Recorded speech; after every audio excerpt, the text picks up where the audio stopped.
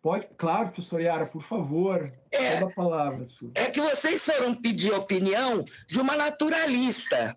Então, eu fiz história natural. Então, na hora que perguntam para uma naturalista, e eu vejo a Defensoria Pública como essa meca, eu não posso ir ao Papa, eu posso ir na Defensoria Pública. E água é um recurso que, se você falar em ar, o ar mais poluído está onde o pessoal mora com carro. A água não, a água deixa de chegar no que está mais na periferia. Então, a água é algo que é quase intangível para aquele que é vitimado pelas necessidades. É água para beber, água para o banho, é água para limpeza. Limpeza, que eu digo, higiene. É um recurso que não dá para negociar. Não dá para pôr uma máscara, como você usa quando está poluído o ar. É o mais genérico que temos. É mais importante que casa. Professor Yara, a senhora lembrei aqui agora também que a gente, nos debates no Núcleo de Direitos Humanos, a gente conversa bastante sobre a água também, e um dos eixos de atuação muito forte do Núcleo é o das pessoas em situação de rua, né?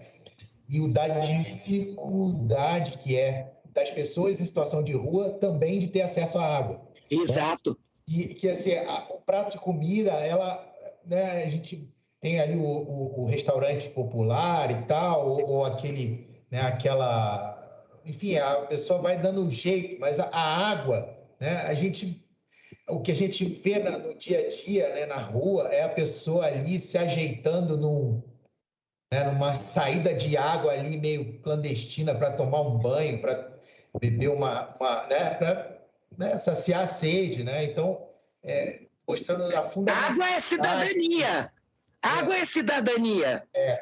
Eu queria aproveitar que, inclusive, tem uma colega aqui, é uma colega nossa, Thiago, que é a Thalita Verônica. Sim. Ela fez uma pergunta aqui no chat. Eu sei que a Thalita também gosta muito da temática ambiental. E ela pergunta aqui para você, Thiago, ela pergunta o seguinte: se o precedente do caso Laca e a opinião consultiva podem reacender o debate de Belo Monte no âmbito da Corte Interamericana de Direitos Humanos. O que você acredita sobre esse? Então, se pode reacender, né? É difícil, né? Fazer essa leitura ali, que ela tem um componente também político, né? Eu não sei. Mas eu acho que sim, eu acho que Belo Monte é um caso absurdo de violação, né, a direitos, né, em relação à questão ambiental, em relação à violação massiva de direitos de povos indígenas, sem dúvida. Né? Aliás, a Thalita é uma especialista também no direito à água. Né? Ela atuava, inclusive, a Thalita, né, com a Sandra Kishi, Carlos, do Ministério Público Federal, querida Sandra, né? Também procuradora da República, parceira nossa, né, Carlos, de diversos eventos aí também. E eu concordo, né, professora Yara, eu acho que né, a questão da água, da proteção dos recursos hídricos, enfim, né, e de uma primazia em relação né, a tantos outros temas, eu acho que sim, eu acho que é fundamental, impacta, né, a questão dos grupos vulneráveis. E eu vejo, só né, para a pergunta, a Thalita perguntou também ali em cima a questão de um documentário, eu não me recordo o nome de cabeça, mas eu recomendo a todos, até na linha da apresentação da professora Yara, esse último documentário do Netflix, né, chamado Breaking Boundaries. É um documentário fantástico, que vários dos depoimentos são do próprio Johan Rockström, né, que é um um cientista sueco fantástico, né, que ele, inclusive, é dele, ele é o cientista cabeça, né, daquele famoso artigo publicado na Nature em 2009 sobre os limites planetários, né, ele é um dos, e que depois teve uma segunda publicação em 2015, onde eles revisaram, né, e que tem a ver com isso, né? Eu acho que a fala da professora Yara traz justamente essa discussão em torno hoje do paradigma científico que a gente tem para trabalhar, né? Da ciência da Terra, dos limites planetários, né? Essa perspectiva do antropoceno, né? E quando a gente fala da Amazônia, a gente está falando dessa discussão dos limites. Chegou um ponto, né, em que não dá para esticar a corda mais em relação, né? E jamais pensar em admitir retrocessos legislativos, né? Porque os fatos, né, eles trabalham no sentido contrário de qualquer movimento, né, de flexibilização da legislação ambiental. É isso, né? Então, esse documentário, de fato, né, é fantástico e ele traz temas muito atuais. Inclusive, tem uma passagem que o Carlos Nobre fala, né, justamente do tipping point amazônico, né, da discussão da savanização. E, enfim, né, tem em português, eu acho que é Quebrando Barreiras, não me lembro. E tem um livro muito legal também, né, que o documentário foi feito com base nesse livro. Tem o livro com gráficos sobre os limites planetários, pelo menos 4 deles a gente já estourou, né, que é a questão climática, a questão da biodiversidade, os ciclos de fósforo e nitrogênio, que tem a ver justamente com o uso de fertilizantes, que está... E aí, né, professora Yara, me corrige, mas é um dos fatores mais graves de poluição de recursos hídricos, né? Óbvio, com agrotóxicos também correlacionados a isso, né? E a conversão do solo, né? Ou seja, desmatamento e tudo mais. Enfim, né? O cenário é ou seja, a gente precisa avançar e não retroceder, né, no regime jurídico de proteção, nas políticas públicas, na estrutura administrativa, né, em todos os âmbitos federativos que a gente tem para enfrentar essa questão ambiental. Mas eu finalizo só como o Paulo me provocou em relação à Alemanha, né? Só destacar, nós tivemos uma decisão importantíssima em final de maio de 2021. O Tribunal Constitucional Federal Alemão sempre foi muito tímido na questão ambiental, até porque a Alemanha tem uma política ambiental, cumpre a legislação, etc, etc. Mas a Alemanha teve uma política, uma lei da política nacional na verdade, uma lei de emissões, né, e controle de emissões, perdão, né, sobre a questão climática do final de 2019, e ela foi acusada, inclusive tem uma ativista ambiental, que é a Luisa Neubauer, né, bastante conhecida do movimento Fridays for Future e tal, e a ação é Luisa Neubauer e outros versus Alemanha, né, versus o governo federal alemão. Porque, segundo, né, eram vários jovens, inclusive uns que não residiam na Alemanha, né, foram acho que 9 signatários dessa ação. Essa ação chegou ao Tribunal Constitucional Federal Alemão, porque o Carlos também falou da questão da litigância climática, né?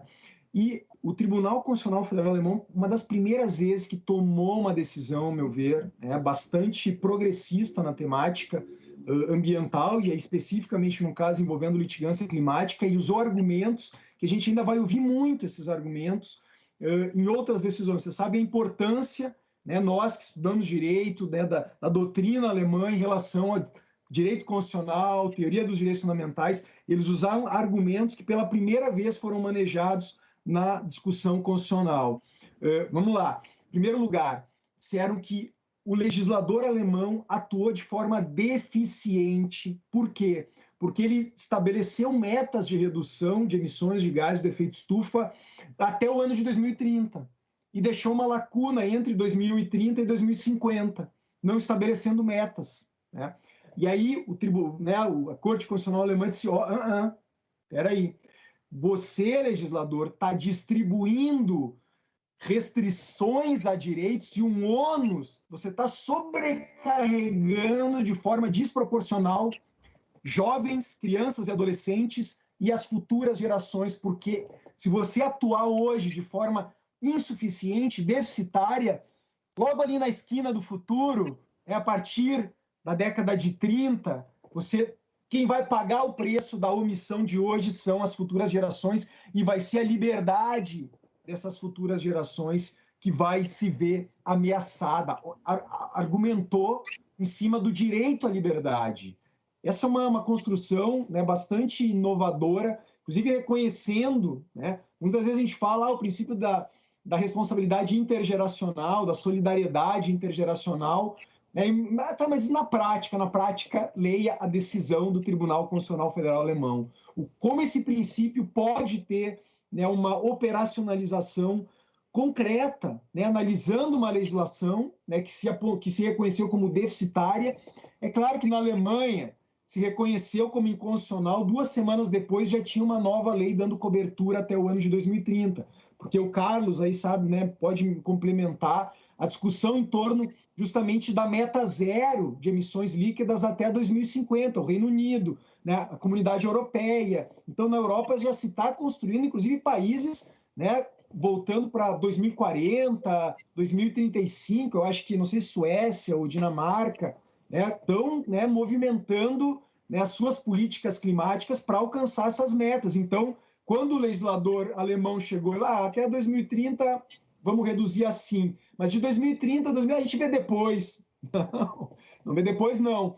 E aí foram lá e regulamentaram, de fato, prevendo, né, essa legislação. Mas é um exemplo de litigância climática. Nós tivemos vários outros exemplos bem sucedidos, né, na Holanda, na Irlanda, em vários países. E eu acho que no Brasil, eu realmente espero, né, claro, é um outro cenário, que essas ações que eu mencionei antes, né, elas tragam essa discussão, né, as decisões dos ministros. A gente já não tem ainda no STF né, uma fundamentação em relação ao reconhecimento, por exemplo, de um direito fundamental à integridade do sistema climático, né, o deveres de proteção climática, inclusive, né, e eu acho que talvez o futuro aí dessa discussão constitucional vai nessa direção, né, inclusive depois dessa decisão que foi muito divulgada, né, e a gente ainda vai muito ouvir falar dela, porque a gente sabe que é muito importante, né? Isso mexe em toda a arquitetura do direito constitucional, né? Vai da Europa, vem para cá, e daqui vai para lá muita coisa também. Mas nessa questão, realmente, né, da litigância climática, acho que eu quero acreditar que a gente vai ver, né? Claro, uma coisa é, né, a gente trabalha no o direito também é muito limitado, né? Não vamos achar que o direito pode muito mais do que ele pode, né? E o sistema de justiça, como o Carlos bem colocou, a gente precisa, né, de fato, né, e aí a sociedade civil, as entidades, né, o controle social em relação, né, exigindo do Estado, né, de fato, que ele atue de acordo, né, e a nossa política ambiental, né, de fato, tenha, né, seja executada, tenha, né, a força que a gente precisa que ela tenha para mudar as coisas, né, na realidade. Né? Mas eu acho que a gente vai brigando onde dá, né, Carlos? Né, professor Iara, a gente vai tentando travar as batalhas que estão ao nosso alcance, né, de tentar mudar, estabelecer uma nova narrativa jurídica. Eu acho que eu vejo com bons olhos o que a gente tem testemunhado de avanço do ponto de vista de uma nova narrativa jurídica. Eu tomei conhecimento, inclusive, hoje, depois eu compartilho para o Carlos, né, para quem tiver interesse, uma decisão, Carlos, do Tribunal Estadual, do TJ de Rondônia. Né?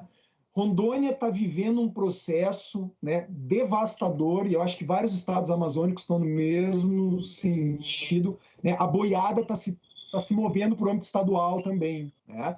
Então, teve uma legislação aprovada pela Assembleia Legislativa de Rondônia, que reduziu, extinguiu, mudou o regime, acho que de 15 unidades de conservação no âmbito estadual. Né? Um absurdo, mas assim, algo não tem nem como nominar, né, o absurdo que é essa legislação.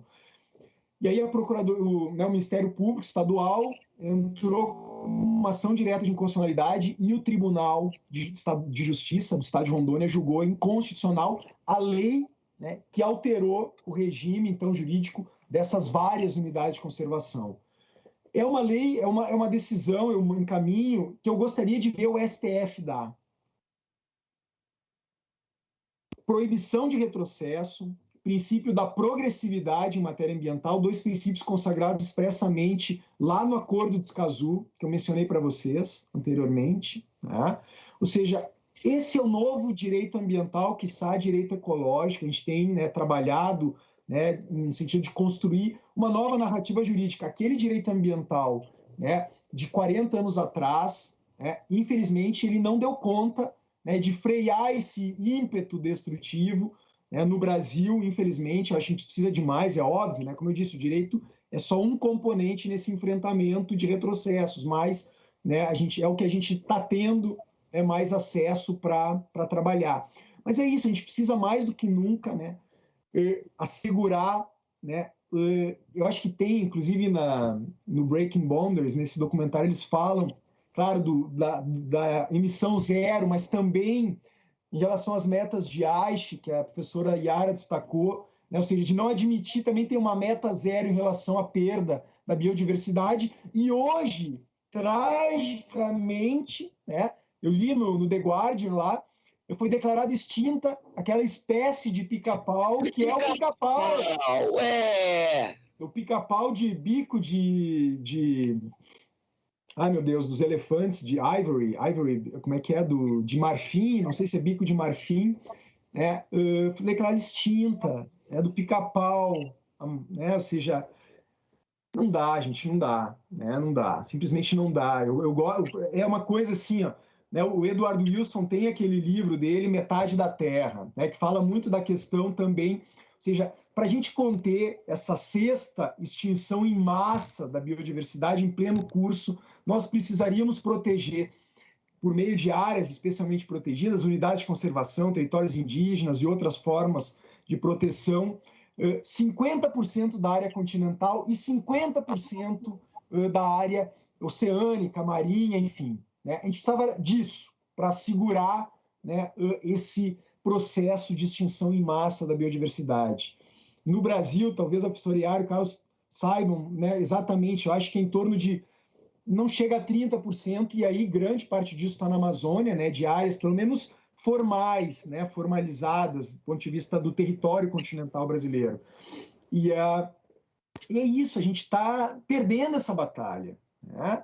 Os cientistas, eu assisti aquela mesa logo depois do AR6, da divulgação do grupo, do relatório do grupo 1 do AR6. Estava o Paulo Artacho, né, o Lincoln Alves, a Thelma Krug. Nós temos, né, uma brasileira, né, que é a vice, acho que é secretária, né, que chama, do painel intergovernamental do IPCC, uma brasileira, cientista brasileira, aí, né, professora Yara, nossa, né, minha homenagem, né, às cientistas brasileiras, a ciência brasileira e a mulher cientista brasileira. Ela é vice-presidente.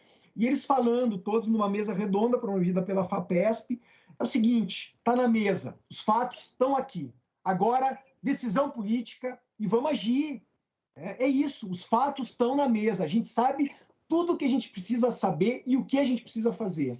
Mas agora a gente precisa da política, a gente precisa do direito, né? Naquilo em que o direito puder, né, movimentar essa roda, né, da história para frente, né, no rumo de uma nova narrativa que nos, né, oportunize uma proteção, né, da natureza compatível. É isso, né? É isso. A gente precisa de fato, né, avançar. Né? É um momento, né, talvez tenha tem a economista da economia Donut, né, uma professora da Universidade de Oxford, que ela diz, olha, né, nenhuma geração antes da nossa tinha informação suficiente para compreender o que está acontecendo em escala planetária, do ponto de vista, né, das mudanças climáticas e tantos outros limites aí. E talvez nós sejamos a última, muito provavelmente a última, nós somos a primeira que tem esse conhecimento em mãos, e talvez nós sejamos a última em tempo de fazer alguma coisa, né? Infelizmente. Né? A gente precisa agir. Paulo, eu queria dar uma palavrinha, se você me permite. Claro, Bocuí. Eu só vou aproveitar, Bocuí, para a gente já ir caminhando para o encerramento, porque, infelizmente, assim, infelizmente e infelizmente também, né? Porque foi muito boa o nosso debate aqui, a nossa conversa. Então, eu vou pedir para que a gente já vá seguindo. Então, para encerrar, a gente já passou aí 17 minutos aí do nosso horário. Também não quero abusar de vocês. Obrigado. Bom, Paulo, agradecendo aí a sua condução também, né? E parabenizando a professora Yara, o Tiago Firstenstein, né? Acertei, Tiago. Porque essas questões elas têm que ser abordadas por especialistas mesmo, para a gente tentar iluminar os caminhos, né? Agora, eu queria ressaltar um ponto dessa história que não é contada comumente, que as mudanças climáticas, a detecção das mudanças climáticas, de fato, remonta a 1979.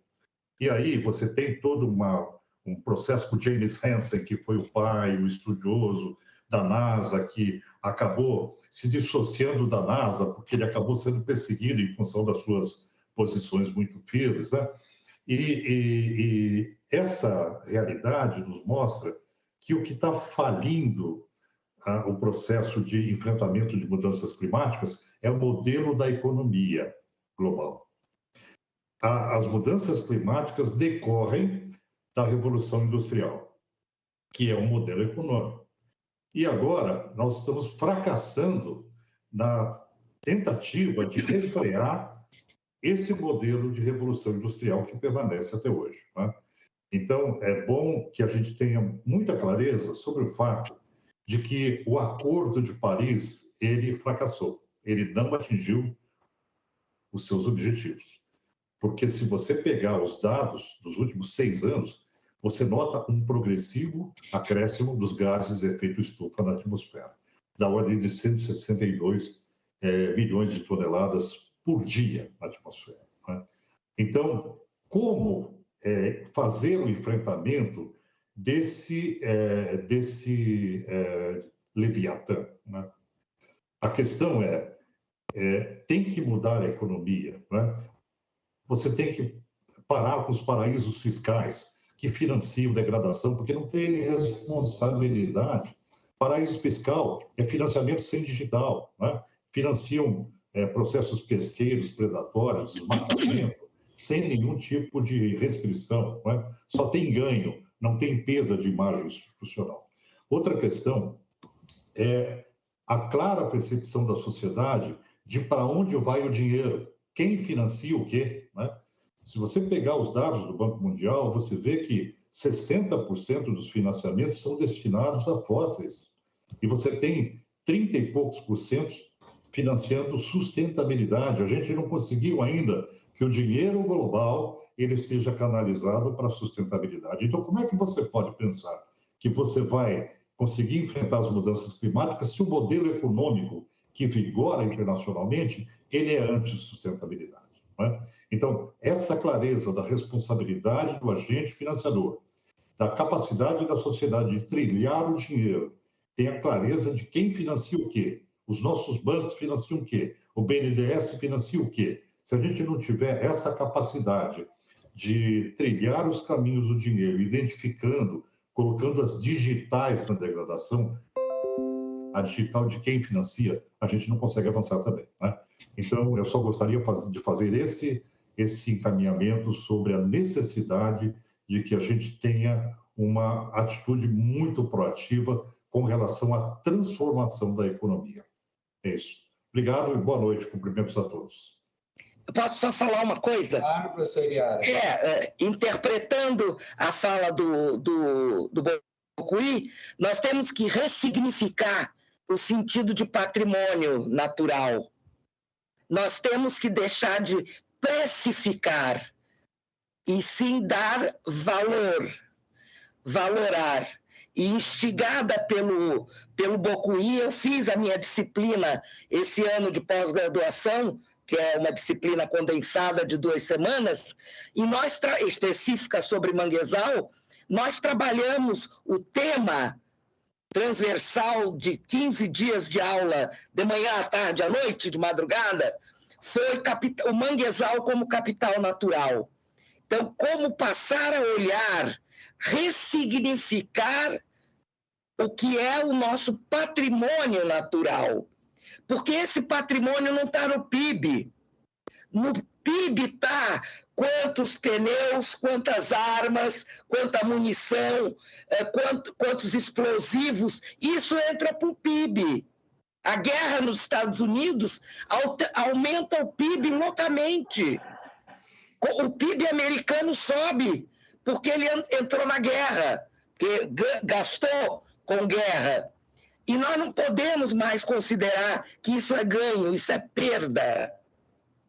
Então, é o capital natural que o Bocuí me colocou nesse caminho, comecei a estudar, dei uma disciplina inteira, ressignificando o manguezal como um ecossistema em termos de capital natural. Gente, o valor é incrivelmente assustador. Temos um patrimônio riquíssimo que não aparece no PIB. Então, na hora que o boi passa e nós sentimos as patadas do boi em cima de nós, nós estamos perdendo o nosso real PIB. Obrigada. Nós é que agradecemos, professor Yara. Tiago, você quer dar mais alguma palavra para a gente?